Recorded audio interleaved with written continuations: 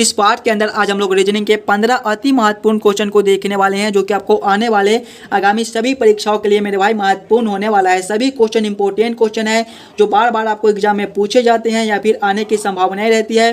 कुछ इसी प्रकार के पैटर्न पर आधारित आपके रीजनिंग के प्रश्न पूछे जाते हैं, तो सभी क्वेश्चन जो है वो इंपॉर्टेंट है। पहले आप लोग खुद इसे जरूर सॉल्व करने की कोशिश कीजिएगा। चलिए हम लोग एक नंबर क्वेश्चन की ओर चलते हैं। रहा एक नंबर क्वेश्चन आपको करें नीचे दिए गए प्रश्न में संबंधित संख्या को चुनिए। संबंधित संख्या चुनने के लिए बोला जा रहा है नंबर एनालॉजी रीजनिंग के प्रश्न है। प्रश्न आपको कर रहे हैं जिस प्रकार से 226 का रिलेशन 213 के साथ है, उसी प्रकार से आपसे पूछ रहा है 302 का संबंध कौन सा संख्या से होगा, जो इस वाले क्वेश्चन मार्क पे भरे जाएंगे। जब भी आपको इस प्रकार के नंबर एनालॉजी रीजनिंग के प्रश्न देखने को मिले मेरे भाई, तो सबसे पहले आप लोग ये सोचिएगा 226 से आप लोग 213 कैसे ला सकते हो। 226 को हम लोग क्या करेंगे ताकि हमारा 213 बन जाए। ध्यान से देखिएगा, अगर 226 माइनस 13 हम लोग कर देते हैं तो आपका 213 बन जाएगा। अगर वही सेम अगर हम लोग इसमें करेंगे, संख्या आपका 302 है, माइनस 13 करेंगे, 302 माइनस 13 आपके 289 होते हैं मेरे भाई। 289 आपके किसी ऑप्शन में है, ऑप्शन नंबर बी में दिया गया है, जो कि आपके सही उत्तर हो जाएंगे। इस वाले क्वेश्चन मार्क पे आपका 289 भरा जाएगा। क्लियर है। चलिए अगले प्रश्न की ओर हम लोग चलेंगे, क्वेश्चन नंबर 2 की ओर। क्वेश्चन नंबर 2 आपको कह रहा है नीचे दिए गए प्रश्न में संबंधित अक्षरों को चुनिए। संबंधित अक्षर चुनने के लिए बोला जा रहा है। प्रश्न आपको कह रहा है जिस प्रकार से PAN का संबंध TDM के साथ है, उसी प्रकार से आपसे पूछ रहा है ये दोनों क्वेश्चन मार्क पे कौन से अक्षर संबंधित होंगे, ये आप लोगों से पूछ रहा है। सबसे पहले आप लोग ये सोचिएगा ये PAN से TDM कैसे लिख रहा है, PAN से TDM कैसे संबंधित है। देखिए पहले आपका PAN लिखा हुआ है, इससे आगे देखिएगा TDM लिखा हुआ है। अगर आप लोग सिंगल अक्षर को देखिएगा तो P से T है, इसमें आपके +4 हो जाएंगे। P जो है वो आपके 16वें नंबर पर आते हैं, T आपके 20वें पर आते हैं। आगे देखिएगा A से D है, A आपके पहले नंबर पर आते हैं, D आपके चौथे नंबर पर आते हैं मेरे भाई, इसमें आपके +3 हो जाएंगे। आगे देखिएगा N से M है, N आपके 14वें पर आते हैं, M आपके 13वें पर आते हैं, इसमें -1 है। कौन सा ऑप्शन में आपका पहले अक्षर में +4, दूसरे में +3 और तीसरे में -1 दिया गया है। देखिएगा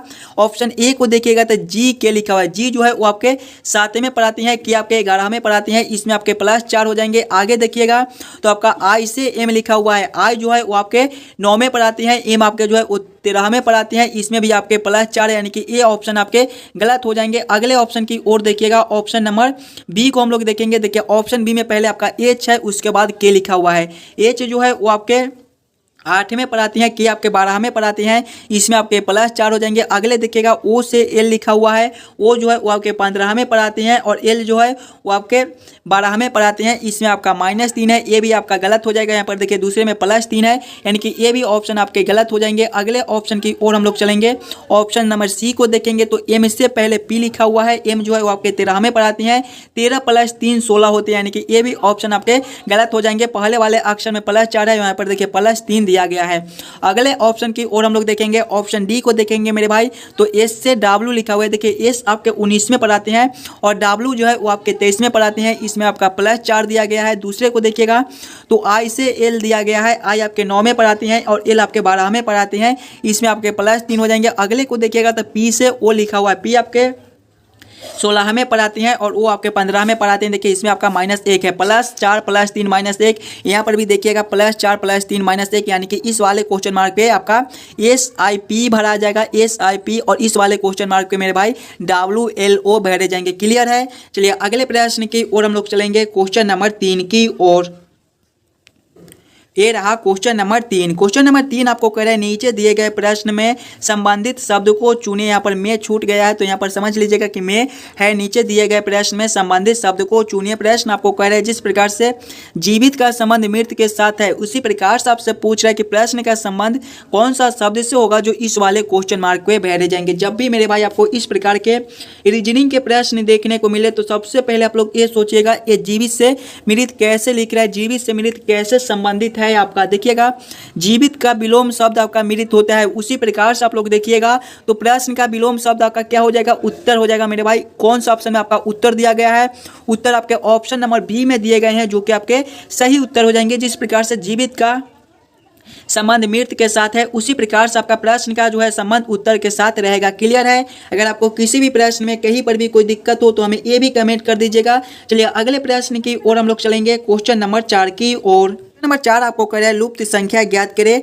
मिसिंग नंबर से रिलेटेड क्वेश्चन है मेरे भाई, यहाँ पर क्वेश्चन मार्क है। इन्हीं क्वेश्चन मार्क पे आपका कौन सा संख्या भरा जाएगा ये आप लोगों से पूछ रहा है। और याद रखिएगा मिसिंग नंबर से रिलेटेड क्वेश्चन आपको सभी एग्जाम में पूछे जाते हैं, या फिर आप किसी भी एग्जाम की तैयारी कर रहे हो तो पहले आप लोग खुद इसे जरूर सॉल्व करने की कोशिश कीजिएगा। आपका इस वाले क्वेश्चन मार्क पे कौन सा संख्या भरा जाएगा। जब भी हमें मिसिंग नंबर से रिलेटेड क्वेश्चन देखने को मिले तो सबसे पहले हम लोग क्वेश्चन को पैटर्न को समझने की कोशिश करेंगे, हमारा किस प्रकार का प्रश्न है, इसे हम लोग कैसे जल्द से जल्द सॉल्व कर सकते हैं। अगर ध्यान से देखिएगा प्रश्न को तो ऊपर की साइड देखिए बड़ा बड़ा संख्या 105 है, 96 है और यहाँ पर क्वेश्चन मार्क, यानी कि हम लोग ऐसे सोच सकते हैं कि 8 और 12 से 96 कैसे लिख रहा है, 7 और 15 से 105 कैसे लिख रहा है। उसी प्रकार से मेरे भाई हम लोग सोचेंगे हमारा 5 और 13 से कौन सा संख्या बनेगा जो इस वाले क्वेश्चन मार्क पे बैठे जाएंगे। ध्यान से देखिएगा 8 और 12 से 96 है, 8 गुना 12 ही आपका 96 होता है। आगे देखिएगा 7 और 5 से 105 लिखा हुआ है, 7 गुना 15, 7 गुना 15 ही आपके 105 होते हैं। उसी प्रकार से हम लोग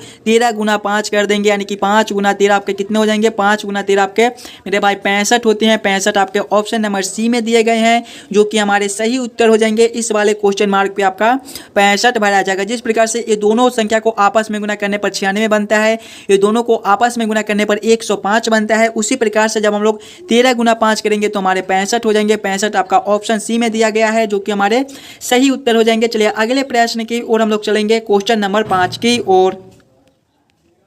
ये रहा क्वेश्चन नंबर 5। क्वेश्चन नंबर 5 आपको कर रहा है एक विशिष्ट कोड भाषा में लाइट को KHFGS लिखा जाता है। इस कोड भाषा में साउंड को किस प्रकार लिखा जाएगा, ये आप लोगों से पूछ रहा है। कोडिंग डिकोडिंग से रिलेटेड क्वेश्चन है। जब भी आपको इस प्रकार के कोडिंग डिकोडिंग से रिलेटेड क्वेश्चन देखने को मिले मेरे भाई, तो सबसे पहले आप लोग ये सोचिएगा ये लाइट से KHFGS कैसे लिख रहे हैं। देखिए लाइट जो है वो आपके LIGHT से मिलकर बनता है। इसका कोड को देखिएगा तो इसका कोड जो है आपका KHFGS लिखा हुआ है। ध्यान से देखिए सिंगल अक्षर को, तो L से आपका K लिखा हुआ है। L आपके 12 में पढ़ाते हैं, K मेरे भाई 11 में पढ़ाते हैं, इसमें आपका -1 है। I से H लिखा हुआ है, I आपके 9 में पढ़ाते हैं, H आपके 8 में पढ़ाते हैं, इसमें भी आपके -1 है। G से F लिखा हुआ है, G आपके जो है वो 7 में पढ़ाते हैं, F आपके 6ठे पढ़ाते हैं, इसमें भी आपके -1 हो जाएंगे। H से G लिखा हुआ है, H आपके 8 में पढ़ाते हैं और G आपके 7 में पढ़ाते हैं, इसमें भी आपके -1 हो जाएंगे। T से S लिखा हुआ है, देखिएगा इसमें भी आपका -1 हो जाएगा। T आपके 20 में पढ़ाते हैं, S आपके 19 में पढ़ाते हैं, इसमें भी आपके -1 हो जाएंगे। सभी अक्षर में -1 कर दिया गया है। तो वही सेम हम लोग साउंड के साथ करेंगे। साउंड के भी सभी अक्षर में -1 कर देंगे। देखिए पहले आपका S है, S आपके 19 में पढ़ाते हैं, 19 -1 हमारे 18 हो जाएंगे मेरे भाई, और 18 में पर आपका R आता है। आगे देखिएगा आपका O है, O जो है वो आपके 15 में पढ़ाते हैं, 15 -1 आपके 14 हो जाएंगे, और 14 में पर आपका N आता है। आगे देखिएगा आपका U है, U जो है वो आपके 21 में पढ़ाते हैं, 21 -1 आपके 20 होते हैं, और 20 में पर मेरे भाई आपके T आते हैं। आगे देखिएगा आपका N है, N आपके 14 में पढ़ाते हैं, 14 -1 13, और 13 में पर आपका M आता है। आगे देखिएगा आपका D है, D आपके चौथे पढ़ाते हैं, 4 -1 आपके 3 होते हैं, और तीसरे पर आपका C होता है। कौन सा ऑप्शन में RNTMC लिखा हुआ है, RNTMC आपके ऑप्शन नंबर ए में दिए गए हैं, जो कि आपके सही उत्तर हो जाएंगे। जिस प्रकार से लाइट का कोड KHFGS है, उसी प्रकार से आपका साउंड का कोड RNTMC रहेगा। क्लियर है? चलिए अगले प्रश्न की ओर हम लोग चलेंगे, क्वेश्चन नंबर 6 की ओर। ये रहा क्वेश्चन नंबर 6। क्वेश्चन नंबर 6 आपको कह रहा है दी गई आकृति में कितने त्रिभुज है। इस वाले आकृति में टोटल कितने त्रिभुज है ये आपसे पूछ रहा है। जब भी मेरे भाई आपको ट्रायंगल त्रिभुज काउंट करने के लिए बोले तो सबसे पहले आप लोग फिगर को ध्यान से देखिएगा और समझने की कोशिश कीजिएगा आपका किस प्रकार का फिगर है, इसे हम लोग कैसे जल्द से जल्द सॉल्व कर सकते हैं। देखिएगा ऊपर भी आपका एक त्रिभुज दिया गया है और नीचे भी आपके एक त्रिभुज दिए गए हैं, बस नीचे वाले को घुमा दिया गया है। जब भी हमें त्रिभुज में त्रिभुज काउंट करने के लिए बोले तो हम लोग कौन सा ट्रिक यूज करते हैं, पहले छोटे छोटे खंड को काउंट कर लेते हैं। तो इसमें आपके छोटे छोटे खंड कितने हो जाएंगे, एक आपके ए हो जाएंगे ऊपर वाले में, दूसरे ए हो जाएंगे और तीसरे ए हो जाएंगे। सभी को आपस में जोड़ेंगे, 1 + 2 करेंगे तो 3, 3 + 3 मेरे भाई आपके 6 होते हैं, यानी कि ऊपर वाले आकृति में आपके 6 त्रिभुज बनते हैं। नीचे वाले में देखेंगे तो ये भी आपका एक त्रिभुज है, बस इसे उलट दिया गया है। तो इसमें भी हम लोग छोटे छोटे खंड को पहले काउंट कर लेंगे और आपस में जोड़ देंगे। एक खंड आपका ए हो जाएगा, दूसरा ए हो जाएगा, 1 + 2 करेंगे तो आपके 3 हो जाएंगे, यानी कि ऊपर वाले आकृति में आपके 6 त्रिभुज बनते हैं और नीचे वाले में 3 बनते हैं। 6 + 3 आपका जो है वो 9 होता है। 9 आपके कौन से ऑप्शन में है, ऑप्शन नंबर बी में दिए गए हैं, जो कि आपके सही उत्तर हो जाएंगे मेरे भाई। इस वाले आकृति में आपके टोटल 9 त्रिभुज बनते हैं। आप लोग ऐसे भी काउंट कर सकते हो। चलिए अगले प्रश्न की ओर हम लोग चलेंगे, क्वेश्चन नंबर 7 की ओर। ये रहा क्वेश्चन नंबर 7। क्वेश्चन नंबर 7 आपको कह रहा है नीचे दिए गए श्रृंखला को पूरा करें। श्रृंखला सीरीज से रिलेटेड क्वेश्चन है और इस प्रकार के भी प्रश्न आपको एग्जाम में आते रहते हैं।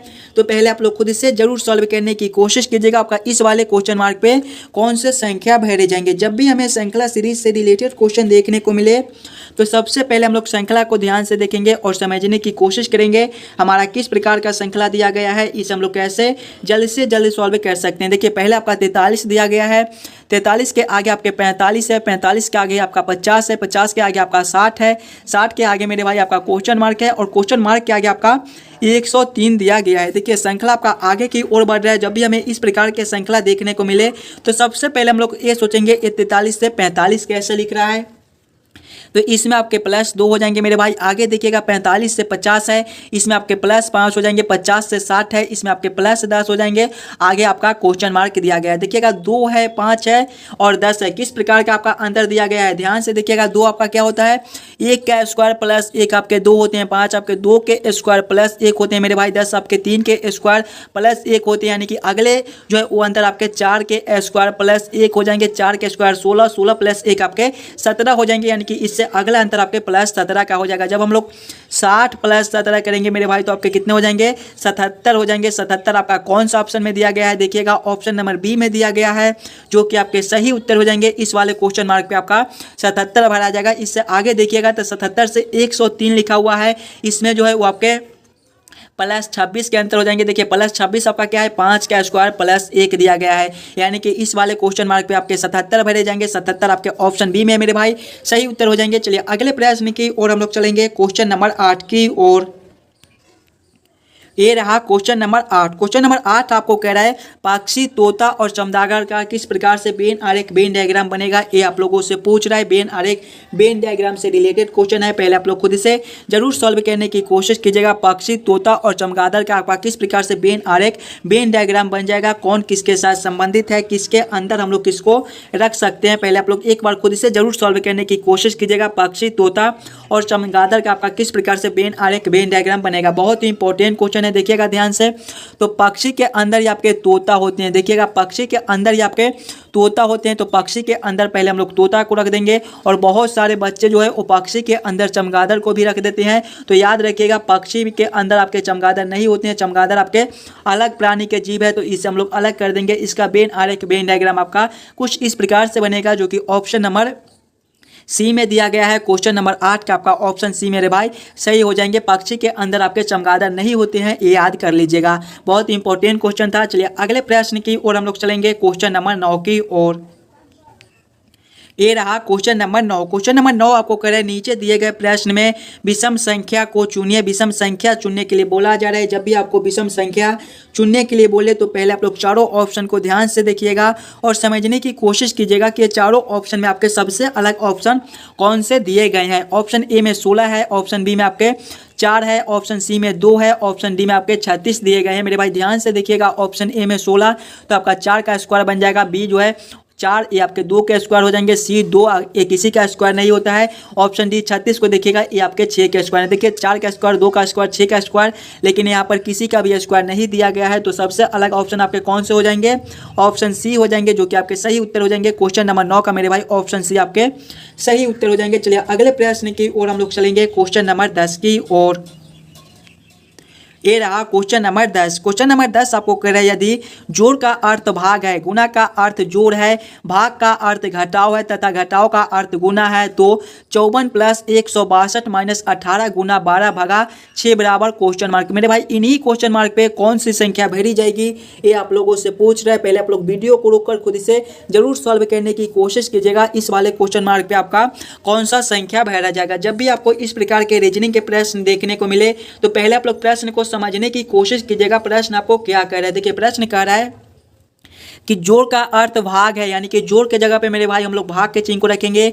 गुना का अर्थ आपका जोड़ दिया गया है, यानी कि जहाँ पे गुना का चिन्ह है वहाँ पे हम लोग जोड़ के चिन्ह को रखेंगे। भाग का अर्थ आपका घटाव दिया गया है, यानी कि जहाँ पे भाग का चिन्ह है वहाँ पे हम लोग घटाव के चिन्ह को रखेंगे। और घटाव का अर्थ देखिए आपका गुना दिया गया है, यानी कि जहाँ पे घटाव का चिन्ह है वहाँ पे हम लोग गुना के चिन्ह को रखकर इस समीकरण को हल कर लेंगे। देखिए पहले आपका 54 है, 54 के बाद आपका जोड़ का चिन्ह है। जोड़ का आप लोग देखिएगा अर्थ, जोड़ का अर्थ आपका भाग है मेरे भाई, यानी कि यहाँ पे जोड़ के जगह पे आपके भागा 162 हो जाएंगे। उसके बाद आपका घटाव का चिन्ह है, घटाव का अर्थ आपका गुना है, यहाँ पे गुना 18 हो जाएंगे। उसके बाद आपका गुना का चिन्ह है, गुना का अर्थ आपका जोड़ दिया गया है, यानी कि यहाँ पर आपके जोड़ 12 हो जाएंगे। उसके बाद आपका भाग का चिन्ह है, भाग का अर्थ आपका क्या दिया गया है, भाग का अर्थ आपका घटाव दिया गया है, यानी कि यहाँ पे आपके घटाव 6 हो जाएंगे। जब इस समीकरण को हम लोग हल करेंगे तो पहले आपके भाग के काम हो जाएंगे, पहले आपके भाग के काम हो जाएंगे, उसके बाद मेरे भाई आपके गुना के काम होंगे, उसके बाद घटाव के, उसके बाद जोड़ के। पहले हम लोग भाग के काम करेंगे। जब 54 भागा 162 करेंगे तो आपके कितने हो जाएंगे, देखिए 54 से आपका 162 जो है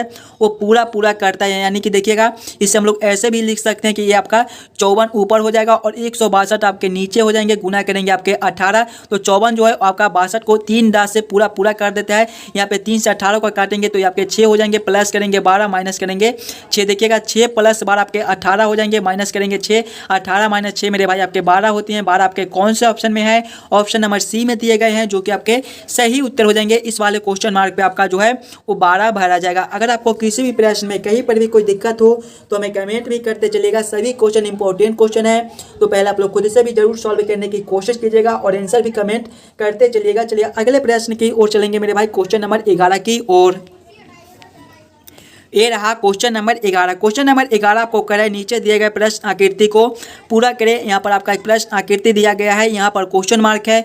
इन्हीं क्वेश्चन मार्क पे कौन सी आकृति भरी जाएगी ये आप लोगों से पूछ रहे हैं। पहले आप लोग प्रश्न आकृति को ध्यान से देखिएगा और समझने की कोशिश कीजिएगा। इस वाले क्वेश्चन मार्क पे आपका कौन सा आकृति है, जो कौन सा आकृति भरा जाएगा जो ये प्रश्न आकृति को पूरा कर देगा। देखिएगा पहले आपके कुछ इस प्रकार से दिए गए हैं, कुछ इस प्रकार के आपके आकृति दिए गए हैं। तो पहले हम लोग इस प्रकार की आकृति देखिए, यहाँ से यहाँ है तो अब आपके कुछ इस प्रकार के आकृति हो जाएंगे, यानी कि कुछ ऐसे हो जाएंगे। आगे देखिएगा इसमें भी एक लाइन ऐसे है तो ये भी एक लाइन जो है पूरा ऐसे आ जाएगा, यानी कि कुछ इस प्रकार की आकृति आपके भरे जाएंगे। इस प्रकार की आकृति मेरे भाई आपके कौन से ऑप्शन में है, ऑप्शन नंबर देखिएगा इस प्रकार के आकृति जो है वो आपके ऑप्शन नंबर सी में दिए गए हैं, जो कि आपके सही उत्तर हो जाएंगे। इस वाले क्वेश्चन मार्क पे मेरे भाई ऑप्शन सी भरे जाएंगे। क्लियर है। चलिए अगले प्रश्न की ओर हम लोग चलेंगे, क्वेश्चन नंबर 12 की ओर। ये रहा क्वेश्चन नंबर 12। क्वेश्चन नंबर 12 आपको कह रहा है नीचे दिए गए अक्षर श्रृंखला को पूरा करें। अक्षर श्रृंखला से रिलेटेड क्वेश्चन है मेरे भाई।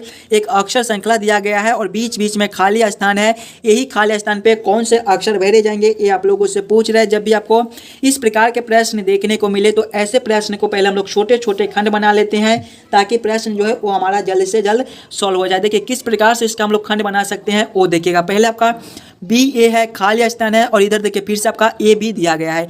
अगर हम लोग ए बी को एक खंड मान लें, यानी कि बी ए को एक खंड मान ले, तो आगे देखिएगा आपका खाली स्थान है और ए है। इस वाले खाली स्थान पे हम लोग फिर से बी को भर देंगे तो आपका बी ए एक खंड बन जाएगा। इससे आगे देखिएगा बी ए भी आपका एक खंड बन जाएगा। बी है इस वाले क्वेश्चन मार्क पे आपका, इस वाले खाली स्थान पे आपका ए भरा जाएगा तो बी ए आपका एक खंड बन जाएगा। उसके बाद आपका बी है, फिर से आपका ए यहाँ पर भरा जाएगा, बी ए एक खंड हो जाएगा। बी ए खाली स्थान है, यहाँ पर आपका बी भरा जाएगा, बी ए आपका एक खंड और हो जाएगा, बी ए दिया गया है। देखिए खंड आपके कुछ इस प्रकार से बनते हैं, पहले बी ए हो जाएंगे, उसके बाद आपके फिर से बी ए हो जाएंगे, फिर से बी ए हो जाएंगे, फिर से आपका बी ए बनता है, फिर से आपका बी ए बनता है, फिर से आपका बी ए बनता है और बी ए बनता है। देखिएगा हम लोग क्या क्या भरे हैं। पहले मेरे भाई हम लोग बी को भरे हैं, उसके बाद हम लोग फिर से ए को भरे हैं, फिर से हम लोग ए को भरे हैं, फिर से हम लोग बी को भरे हैं। कौन सा ऑप्शन में आपका बी डबल ए बी दिया गया है, बी डबल ए बी आपके ऑप्शन नंबर सी में दिए गए हैं मेरे भाई, जो कि आपके सही उत्तर हो जाएंगे। ये सारे खाली स्थान पे आपका पहले बी, उसके बाद ए, फिर से बी भरा जाएगा। क्लियर है। चलिए अगले प्रश्न की ओर हम लोग चलेंगे, क्वेश्चन नंबर 13 की ओर।